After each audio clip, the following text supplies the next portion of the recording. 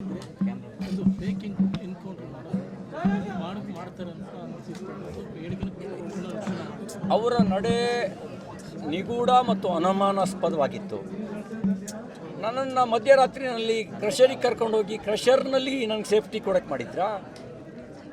ಕಬ್ಬಿನ ಗದ್ದೆ ಒಳಗೆ ನನ್ನ ರಕ್ಷಣೆ ಮಾಡೋಕ್ಕೆ ಮಾಡಿದ್ರಾ? ಕಾಡಿನ ಮಧ್ಯದಲ್ಲಿ ನನ್ನ ರಕ್ಷಣೆ ಮಾಡಬೇಕು ಅಂತ ಮಾಡಿದ್ರಾ? ಈಗ ನಮ್ಮ ಮುಖ್ಯಮಂತ್ರಿಗಳಿಗೆ ಪೊಲೀಸ್ ಠಾಣೆಯಲ್ಲಿ ಇಟ್ಕೊಂಡ್ರೆ ಯಾರು ಏನಾರು ಮಾಡಿಬಿಡ್ತಾರೆ ಅಂತ ಭಯ. ಅದಕ್ಕೆ ಒಂದು 6 ಜನನ ಕಳಿಸಿ ಕಬ್ಬಿನ ಗದ್ದೆ ಒಳಗಿಡ ಪ್ರಯತ್ನ ಮಾಡಿದರು. ಜಲ್ಲಿ ಕ್ರಷರ್ ನಡುವೆ ಕರ್ಕೊಂಡೋದ್ರು, ಕಾಡಿನ ಮಧ್ಯೆ ಕರ್ಕೊಂಡೋದ್ರು.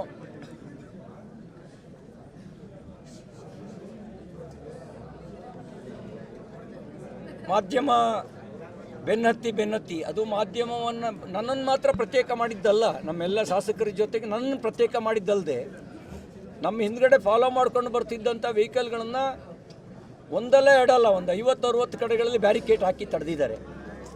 ಅದು ಹೆಂಗೆ ಕೋಆರ್ಡಿನೇಷನ್ ಮಾಡ್ಕೊಂಡ್ರೋ ಗೊತ್ತಿಲ್ಲ. ಮಾಧ್ಯಮದ ಸ್ನೇಹಿತರು ಜೀವದ ಹಂಗೆ ತೊರೆದು ಅವರಿಗೆ ಆಗೋ ನಷ್ಟವನ್ನೂ ಲೆಕ್ಕಕ್ಕೆ ತೆಗೆದುಕೊಳ್ಳದೆ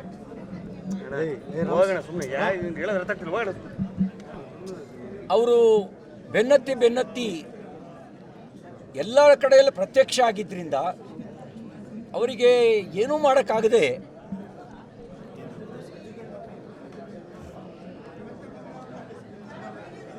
ಅನಿವಾರ್ಯವಾಗಿ ಬೆಳಿಗ್ಗೆ ಕೋರ್ಟಿಗೆ ಪ್ರೊಡ್ಯೂಸ್ ಮಾಡಿದ್ರು. ಉಳಿದೆಲ್ಲ ವಿಷಯ ಬೆಳಿಗ್ಗೆ ಹೇಳಿದ್ದೀನಿ ನಾನು. ಜನಪ್ರತಿನಿಧಿಗೆ ಈ ರೀತಿ ಆಗಿರೋದ್ರಿಂದ ಜನಸಾಮಾನ್ಯರ ಕಥೆ ಏನು? ಹಾಗಾಗಿ ನೀವು ಏನಂದರೆ ಮುಂದಿನ ಕಾನೂನು ಕ್ರಮ ಯಾವ ರೀತಿ ಕೈಗೊಳ್ತೀರಾ? ರಾಜ್ಯಪಾಲರಿಗೆ ಪತ್ರ ಬರೀತೀರಾ ಅಥವಾ ಕೇಂದ್ರದ ಗೃಹ ಸಚಿವಾಲಯಕ್ಕೆ ಪತ್ರ ಬರೀತೀರಾ? ಏನು ಕಾನೂನು ಕ್ರಮವನ್ನು ಕೈಗೊಳ್ತೀವಿ, ಹಕ್ಕುಚ್ಯುತಿಯನ್ನು ಮಂಡಿಸ್ತೀನಿ, ಮಾನವ ಹಕ್ಕುಗಳಿಗೂ ದೂರು ಸಲ್ಲಿಸ್ತೀವಿ. ನನ್ನ ಮೇಲೆ ಕೊಲೆ ಪ್ರಯತ್ನ ಮಾಡಿದಾಗ ಯಾರ್ಯಾರು ಕೊಲೆ ಪ್ರಯತ್ನ ಮಾಡಿದ್ದಾರೆ ಅನ್ನೋ ದೂರನ್ನು ಕೊಟ್ಟಿದ್ದೀವಿ. FIR ಇನ್ನೂ ರಿಜಿಸ್ಟರ್ ಆಗಿಲ್ಲ. FIR ರಿಜಿಸ್ಟರ್ ಮಾಡದೇ ಇದ್ದರೆ ನಮ್ಮ ರಾಜ್ಯಾಧ್ಯಕ್ಷರು ಹೇಳಿದ್ದಾರೆ, ವಿರೋಧ ಪಕ್ಷದ ನಾಯಕರು ಹೇಳಿದ್ದಾರೆ, ಅಕಸ್ಮಾತ್ ಅವರು FIR ರಿಜಿಸ್ಟರ್ ಮಾಡಿ ಕೊಲೆ ಪ್ರಯತ್ನ ಹಲ್ಲೆ ಮಾಡಿದವ್ರನ್ನ ಕುಮ್ಮಕ್ಕೆ ಕೊಟ್ಟವ್ರನ್ನ ಬಂಧಿಸಿ ಕ್ರಮ ಕೈಗೊಳ್ಳದೇ ಇದ್ದರೆ ಬೆಳಗಾವಿ ಚಲೋ ಮಾಡೋಣ ಅನ್ನುವಂಥ ಮಾತನ್ನು ಕೂಡ ಹೇಳಿದ್ದಾರೆ. ಯಾರೋ ಒಬ್ಬರು ದೊಡ್ಡ ಮನುಷ್ಯರು ಹೇಳಿದ್ರು, ಬೆಳಗಾವಿಯಿಂದ ಬದುಕಿ ಬಂದಿದ್ದೇ ಪುಣ್ಯ ಅಂಥೇಳಿ. ಬೆಳಗಾವಿ ಜನ ಹೇಳ್ತಾ ಇದ್ದಾರೆ, ಯಾರೇನು ಮಾಡ್ತಾರೆ ಬಾ ನೀನು ಇಲ್ಲಿಗೆಯ, ನಿನ್ನ ಜೊತೆಗೆ ನಾವಿದ್ದೀವಿ ಅನ್ನುವಂಥ ಮಾತನ್ನು ಬೆಳಗಾವಿ ಜನ ಹೇಳ್ತಿದ್ದಾರೆ.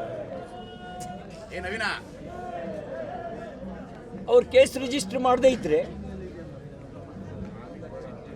ಪಕ್ಷದ ವರಿಷ್ಠರ ಜೊತೆನಲ್ಲಿ ಮಾತಾಡಿ ಪಕ್ಷ ಏನು ನಿರ್ಧಾರ ತಗೊಳುತ್ತೆ ಆ ಹೋರಾಟದ ದಾರಿಯನ್ನು ನಾವು ಹಿಡಿತೀವಿ.